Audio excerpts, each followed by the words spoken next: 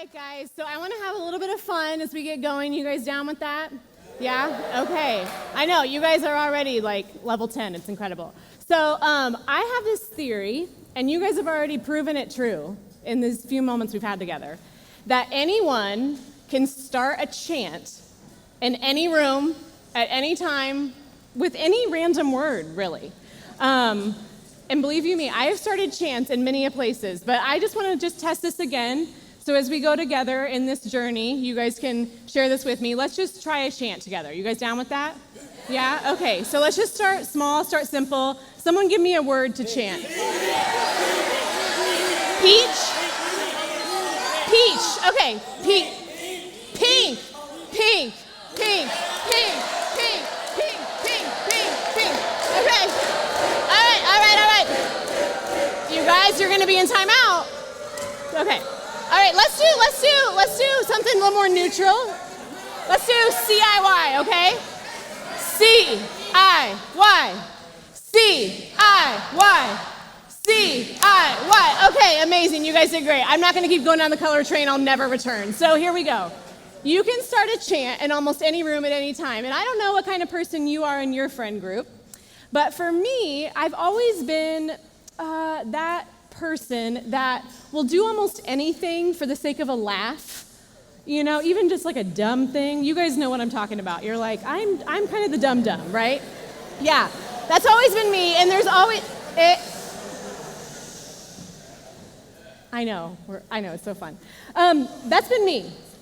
And I've had many moments where I've taken it too far, right?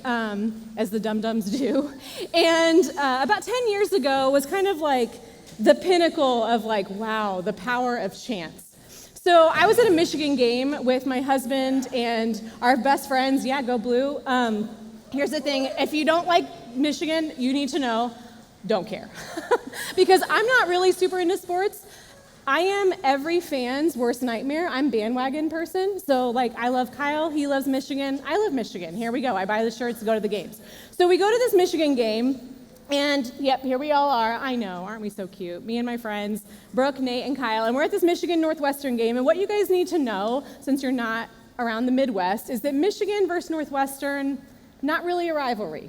Okay, nobody's like, oh, did you see the Michigan Northwestern game? Like, it's not a big deal, which is important.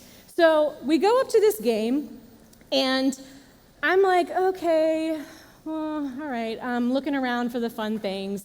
And while I was a football cheerleader in high school, as it turns out, while you do need to know how to flip as a cheerleader, not let people die, you don't need to know a lot about football. I'm just telling you guys, that's a secret, it's true. Like, you can chant "Go Bears" at any time, and it's relevant to the story, right? You can chant defense, half the time you're gonna be good to go.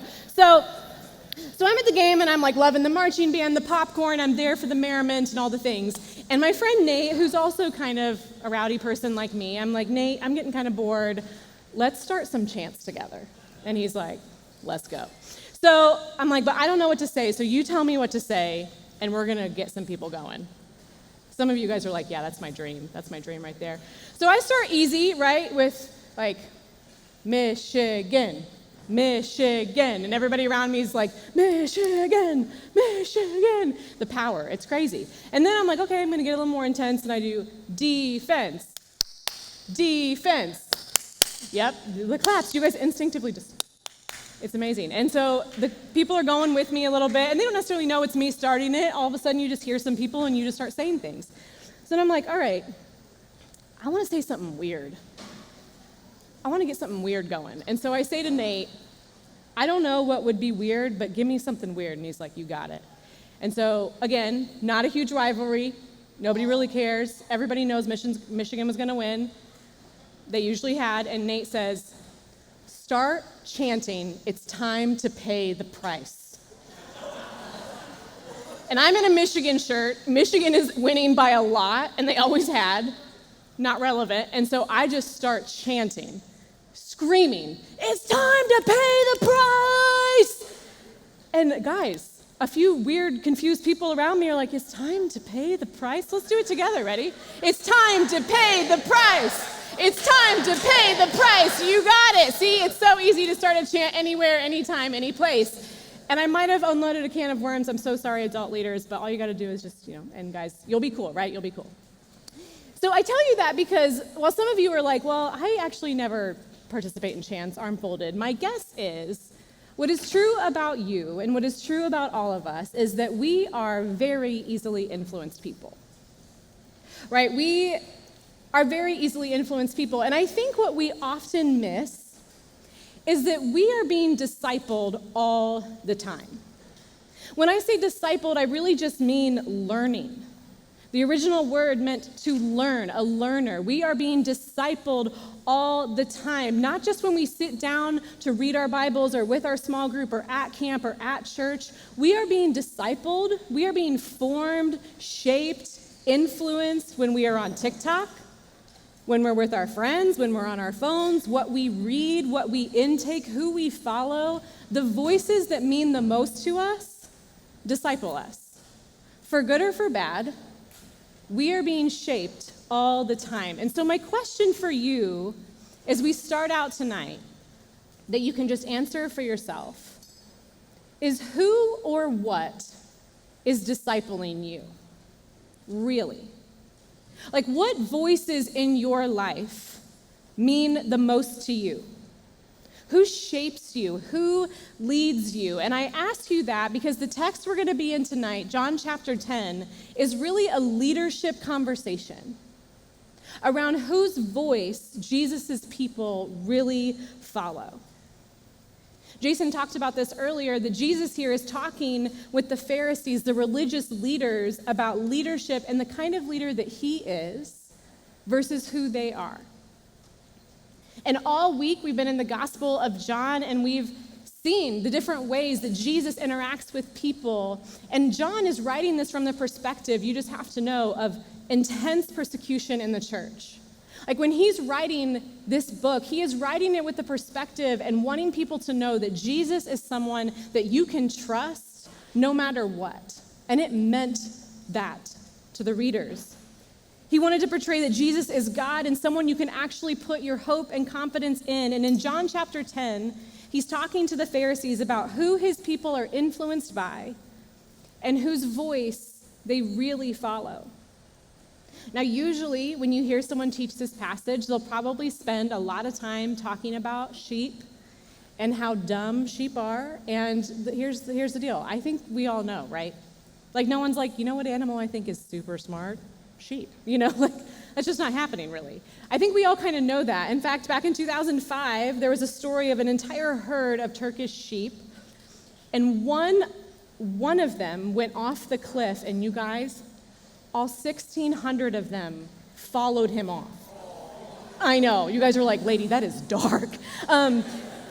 Okay, guys, it's going to get darker, okay? I know. 400 of them went first and cushioned the blow, and they died, and the rest of them didn't. I know, 400 of, and they all just walked off the cliff together. I know, and you guys are like, shee.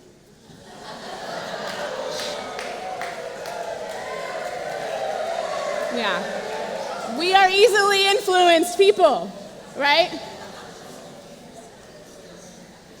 And Jesus compares us to them, which, kind of hurts Jesus, But tonight I don't want to spend the night talking about sheep. I want to talk to you about Jesus as the door and the shepherd. Because he describes himself in this passage as both. And you knowing him as both of those things can actually change your life forever. Every single day. So let's hop in, and if you have your Bible, go ahead and turn with me to John chapter 10. Bless you. Love the collective bless you. We really be blessed. John chapter 10. All right, I'm going to read for us a little bit. John chapter 10. Truly, truly, I say to you, he who does not enter the sheepfold by the door, but climbs in by another way, that man is a thief and a robber. But he who enters by the door is the shepherd of the sheep. To him the gatekeeper opens, the sheep hear his voice, and he calls his own sheep by name and leads them out. When he has brought out all his own, he goes before them, and the sheep follow him, for they know his voice. A stranger they will not follow, but they will flee from him, for they do not know the voice of strangers. This figure of speech Jesus used with them, but they did not understand what he was saying to them. So Jesus again said, "Truly, truly, I say to you, I am the door of the sheep. All who came before me are thieves and robbers, but the sheep did not listen to them. I am the door. If anyone enters by me, he will be saved and will go in and out and find pasture. The thief comes only to steal and kill and destroy. I came that they may have life and have it abundantly." So, what's Jesus talking about here?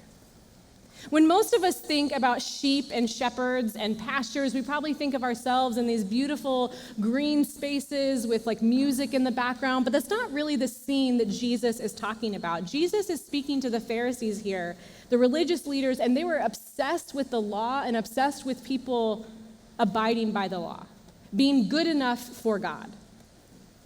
And this is a politically loaded and charged environment. The scene would have been pretty tense in the exact moment that Jesus is speaking in. See, between the Old Testament and right here were 400 years of silence from God. And during this time in history, what you need to know is that Alexander the Great had conquered the world, took over where the Jewish community was, and his vision was to conquer people through the military and through culture. He wanted Greek culture to take over everywhere. And some of you are like, why are you telling me this? It is actually relevant because the Jewish people were looking for Jesus to be the same kind of leader, one that would dominate through the military, through culture, through power. And here, Jesus describes himself as a shepherd and a door, which wasn't really the kind of power they had in their minds for the King of Kings, the Messiah. But notice in that first verse, he talks about bringing all the sheep into a sheepfold. How many of you have ever seen or know what a sheepfold looks like? Nobody? Yeah, and hey, just because I'm from Indiana, I don't know either, okay? So let me show you guys a little bit of what a sheepfold looks like, all right? Here we go. There's a sheepfold. This is the visual that Jesus is giving them. In the ancient Near East, if the sheep were exposed at night, they would be super vulnerable. So shepherds would bring them into the sheepfold in the pens to keep them safe. The primary purpose was to protect the sheep. They would go in, and you see there's an open door there and walls to protect the sheep, and the shepherd would actually lay down in the doorway to protect from intruders like wolves, people, someone that was out to get the sheep, to steal, kill, or destroy them. The shepherd was the one who would lay down right in the door so that the sheep could flourish and stay alive.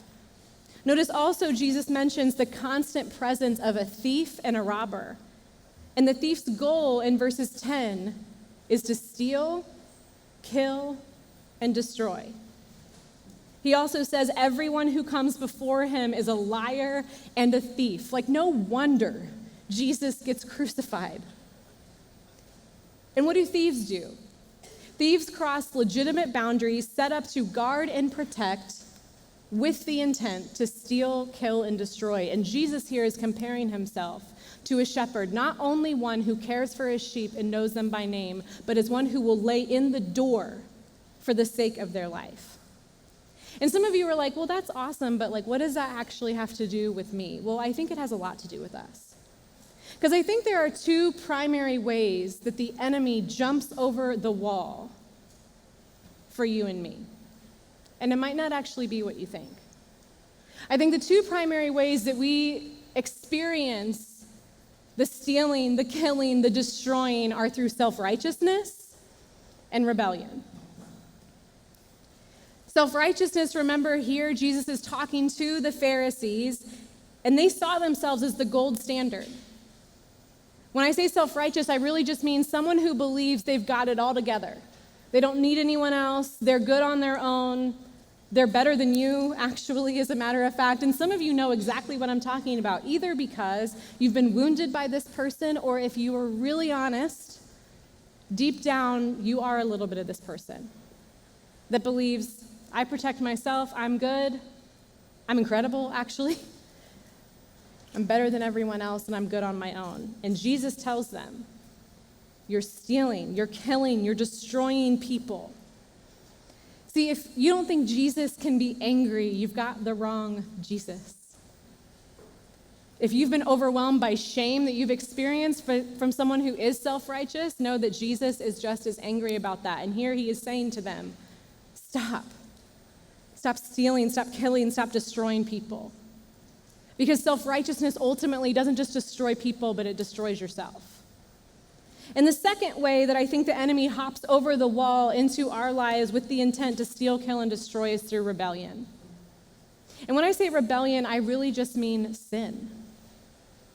James 1, 13 through 15 describes rebellion as someone who is tempted, and that temptation leads to desire, and that desire leads to sin, and that sin then leads to death.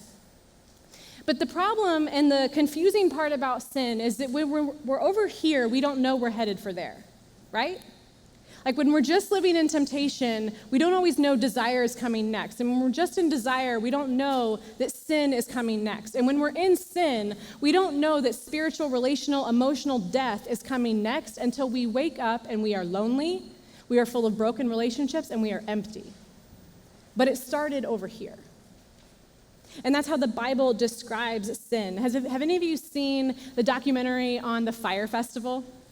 Anybody in here? A few? Yeah, so a few years ago, I'm not recommending it, it's not an endorsement, nobody tweet at me about it. But so the Fire Festival was this music festival a few years ago, and it was back in 2016, I think, and there was a documentary that came out, yep, here it is, about this festival. And what you need to know is that this festival was marketed to be the greatest week of your life toward young people, of the best bands you'll ever see, the most amazing people, celebrities, food nonstop. It's going to be the best week of your life. And that was over here, what was marketed to them. Over here is what they all showed up to. Right? You're like, ooh, yeah. They all showed up to this. Do these people look like they're on their way to an incredible music festival? No, is the answer. Yes, they are like, what is happening? Am I in a war zone? What is going on? And they all show up to this. They were told they were going to be privately taken to this beautiful, luxurious island, and they get off this super crowded plane, get on school buses, and end up in the dirt. And then they're told they're going to have the best food they've ever had in their lives, and this is what they eat for the week. Yeah. Weird bread, potentially cheese, don't know. Weird, soggy lettuce. It's not great. And as I watched this, my husband and I were kind of mocking these people. I'm not embarrassed to admit, but it's true. I was like, what? Who would spend that much money on this? Obviously they know. And then it clicked with me. We all do this all the time. It was the perfect picture of how sin actually works in our lives, because when we're in temptation, we don't know that we're headed for spiritual death, but we follow the pattern of temptation, desire, sin, and then we think we've got to just stay there, and we wake up lonely and isolated. Before we get all high and mighty and laugh at these people, I think we need to acknowledge that this is what you and I do all the time. See, all of it was an illusion that you and I buy into all the time. The illusion that life apart from God is abundant.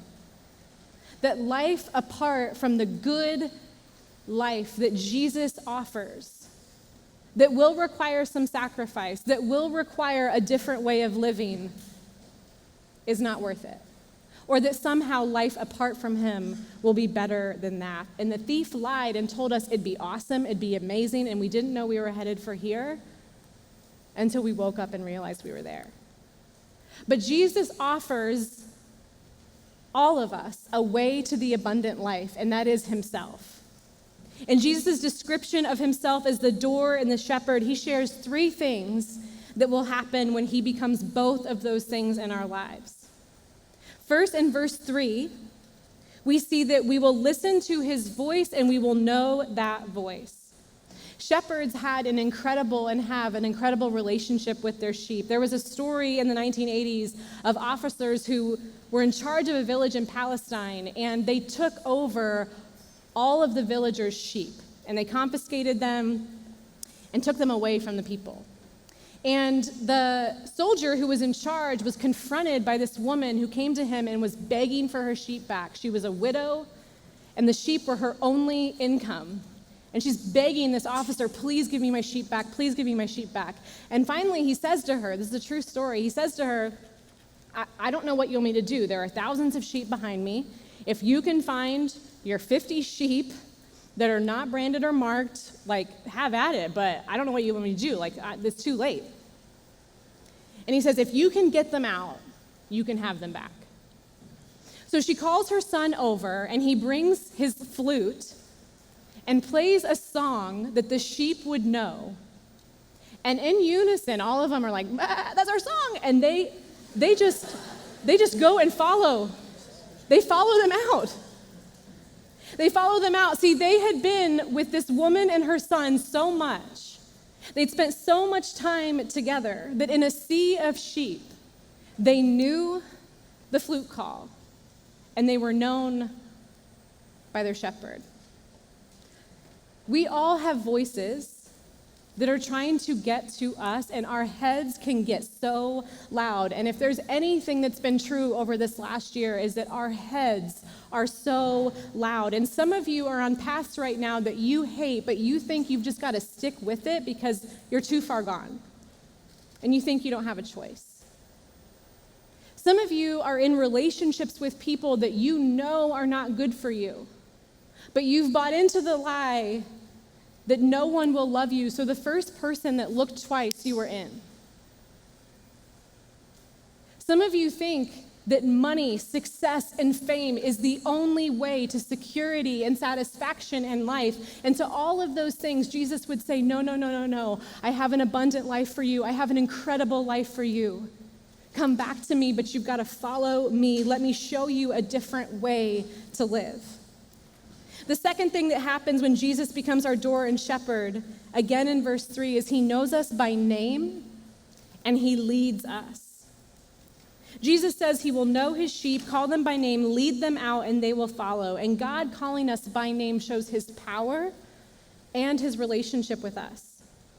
As a matter of fact, if you look back in John chapter 1 and verse 38, the first words that Jesus speaks are, "What do you want?" What do you want?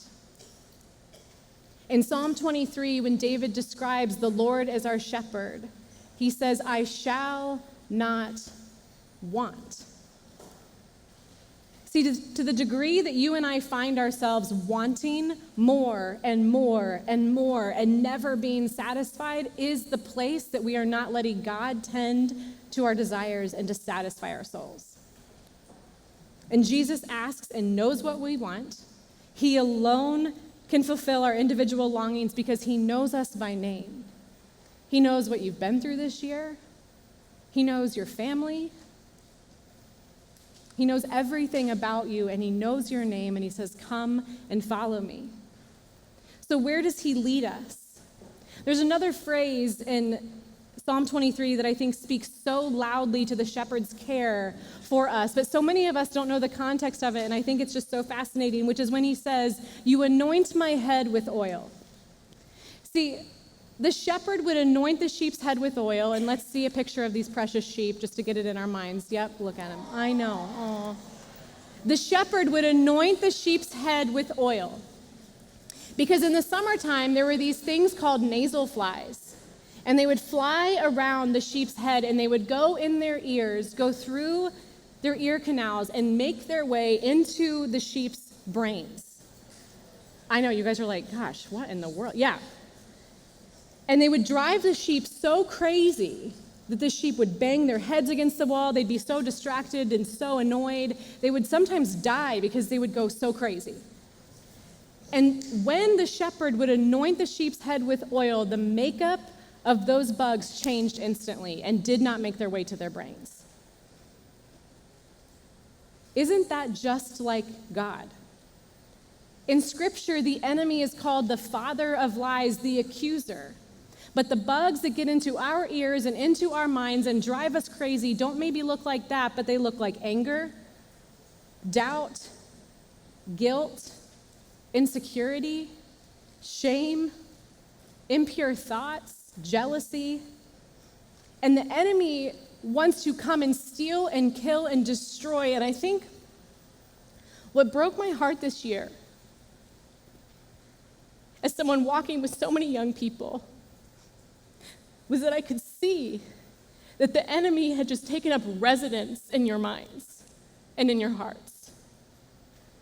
That the bugs had driven you crazy. And Jesus says, let me be your shepherd. Let me take care of you.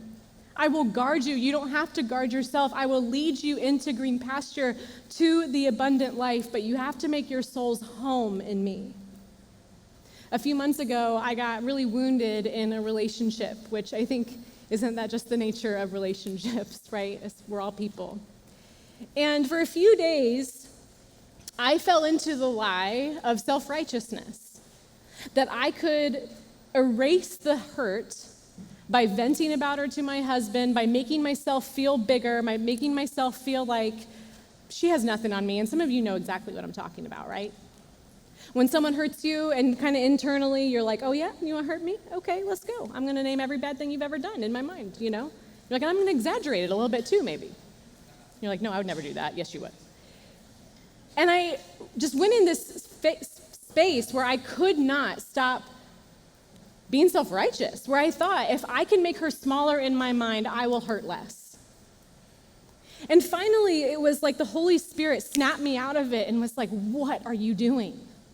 This is a person I died for. This is a person I created. It doesn't matter how mad you are at her. I love her. See, one thing that is crazy is that for the shepherds, some of them sometimes would immerse sheep completely in oil because sometimes they would get in fights and lock horns. But when they were immersed in oil, they would slip off of each other so that they couldn't hurt each other. And isn't that just like God? That when we are immersed in who he is and what he believes about people and what he believes about us, that everything about us can change when we are following him.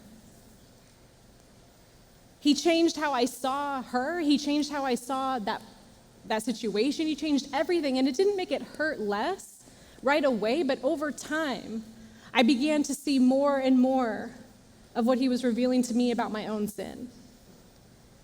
The third thing I want you to see about Jesus as a shepherd in John 10 is this. He laid down his life so that we could have it to the full. I want to read for us in 11 through 18. I am the good shepherd. The good shepherd lays down his life for the sheep. He who is a hired hand and not a shepherd, who does not own the sheep, sees the wolf coming and leaves the sheep and flees. And the wolf snatches them and scatters them. He flees because he is a hired hand and cares nothing for the sheep. I am the good shepherd. I know my own, and my own know me, just as the Father knows me, and I know the Father, and I lay down my life for the sheep. And I have other sheep that are not of this fold, and here he's talking about you and me. And I must bring them also, and they will listen to my voice. So there will be one flock, one shepherd. For this reason, my Father loves me, because I lay down my life that I may take it up again. No one takes it from me, but I lay it down on my own accord. I have authority to lay it down, and I have authority to take it up again. This charge I received from my Father. See, as he's describing himself as the good shepherd, remember, this is a leadership conversation, and so he's contrasting himself with the hired hands. And some of you are like, what on earth are the hired hands? You probably actually know. The hired hands are someone who is doing a job not because they actually care about that thing, but because of the money or what it will bring to them. And in this context, the hired hands were really only worried about themselves in that if the sheep were vulnerable and someone was coming for them, they would run and leave the sheep so that they could be saved. Or even worse, sometimes they would throw a sheep over the wall to sacrifice it for themselves. Maybe some of you have had a job like this where you're like, I'm not throwing a sheep over the wall, but you really were only there to make some money. right? Or maybe you've been a part of a club that you didn't really care about the cause, but you were there because of the status that it brought you. Or maybe you've had a coach or a teacher or a leader like this where you felt like, do they actually care about me, or they care about what's in this for them? That is what the hired hand is. And he's describing himself here saying, I am nothing like this. I don't know if any of you are big National Geographic fans, but in my house, my son loves animals, and he went through this phase of just wanting to watch all kinds of really things where animals just died all the time, right? Some of you know, you're like, it's fine. But he loved animals, and as you guys know, most animal shows, like somebody's dying, right? Like never are the animals all just like floating off into peace together, like some animal is dying. It's usually the most pitiful one of the bunch. And always usually in these National Geographic specials, the voice would, it's like the voice makes you even more anxious, because it's like, and then the lion comes. And you're like, oh, that little baby is dying, and you just know. I would love, actually, National Geographic to make like a suburb special or like a city special, right, where it's like the squirrel attacks the ant or something, because it's like the same thing would happen. People would die. But the thing is I really eventually got to the place where I'm like, someone's always dying. I cannot handle this. And just like the hired hand, that is what self-righteousness will do. That is what rebellion will do. Self-righteousness will sacrifice you to preserve itself. Where maybe internally, when you don't measure up, you think you're not good enough for God anymore. Or if you're around self-righteous people, the minute that you mess up, you are kicked out of the community. And just like the hired hand, that is what rebellion will do. It will lure you with the illusion that you can be satisfied in a life apart from God and leave you alone when you realize you're empty. And the hired hands represent those who care about themselves more than they care about the sheep. And Jesus is saying, I am nothing like that. But notice in these verses, 5 times Jesus says, I lay down my life. See, when sin was coming to hunt us down, when hell was coming to hunt us down, Jesus threw himself over the wall between us and our enemies, to save us not just for eternity, but for this life now, so that we could experience freedom forever, so that we could live an abundant life forever. And he says, I am your good shepherd. Let me give up my life so that you don't have to face death, so that you don't have to face an illusion of a good life apart from me, so that you can experience a life where you will be satisfied to the full with me. Not with what you make, not with what your name becomes, not with who you're attached to, but me and me alone. See, just a few chapters later in John chapter 19, we see Jesus' crucifixion. And I think the details of this are important because I think so often, especially maybe for those who grew up in church, we hear the phrase Jesus died for us and it just doesn't mean anything to us anymore. Or maybe we've grown numb to the story in a way that we don't really know or remember what happened. So I just want to go over some of those details. In John chapter 19, we see the crown of thorns, a robe, and a king of the Jews claim above his head, which would have been a slap in the face as a way to mock this utterly unking-like Jesus. We see the flogging where Roman soldiers strapped their victims and beat them with weapons that had little thin strips of leather. 40 times they would rake across the back of their victims. We see Jesus' walk to the cross because it wasn't enough for him to be beaten and hung on a cross, but Rome wanted everyone to remember this moment, and they walked him through town. We see the humiliating game for his clothes in verse 23 because it wasn't enough that he was walked through the center of town, but it was common practice for soldiers to throw dice to make a joke out of people's death, and they did this to Jesus. John 19:25 tells us that this circle of onlookers included Jesus' mother Mary, his aunt, a family friend, and Mary Magdalene. And Luke's account tells us all who knew him stood by to watch. See, the same people who saw Jesus wrapped in swaddling clothes in this moment, lying in a manger, are now watching him hang on a cross. And Jesus had been with them. He drove out demons, he healed the sick, he laughed with them, he cried with them, he shared meals with them. And in verses 28 through 30, Jesus says what he was saying he was going to do in John 10. He laid down his life. He bowed his head, gave up his spirit. And the line in Greek basically says he let go of his life. No one killed him. God chose this. He is the good shepherd who gave up his life. He chose to suffer for 6 hours for the sin of you and me and the rest of the world. And see, the God who could do anything, the God who could have shown up in any way with all power and all might, is the kind of God who wrapped a towel around his waist and got down on the floor and washed the feet of his disciples, even those he knew were going to betray him. See, the God of all power who could have done anything compared himself to a shepherd who knows his sheep and a door who lays in the doorway for the sake of his people. He's the God of the entire universe, and he knows you and he meets you right here and he says, I know your story. I know your name. I love you. I love you. I love you. And I know.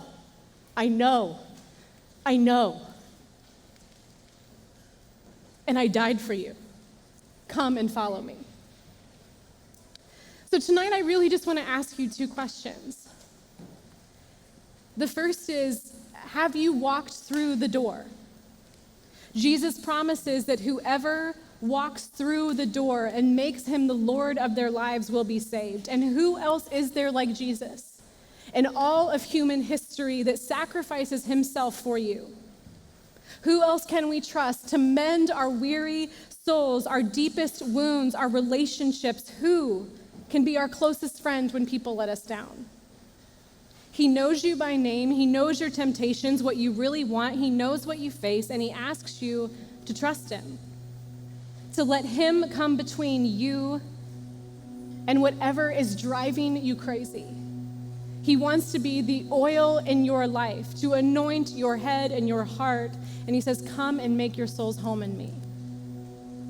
And if that is you tonight, if for the very first time you're like, I am done trying to do this thing on my own. I'm done trying to live for myself, trying to save myself. Scripture says, while we were utterly helpless, Christ died for us. And if for the first time tonight you're like, Jesus, I don't know everything, but I want to follow you. If that is you tonight, when we start worship here in a few moments, I just want to invite you to walk through this door. And you can walk around it. And as you do, I just want to invite you to say, Jesus is for me. Because maybe now up until this point you've thought Jesus is for everyone but you, but tonight you know Jesus is for me. He's for me too. The second question I want to ask you is Jesus really your shepherd? Is he the one who leads you truly? See, I asked you at the beginning, who disciples you? Who leads you? And I asked you that because if you're really honest, some of you in this room have walked through the door and you've said, Jesus is the way that I want to live. But if you're very honest with yourself, he has not been the leader of your life.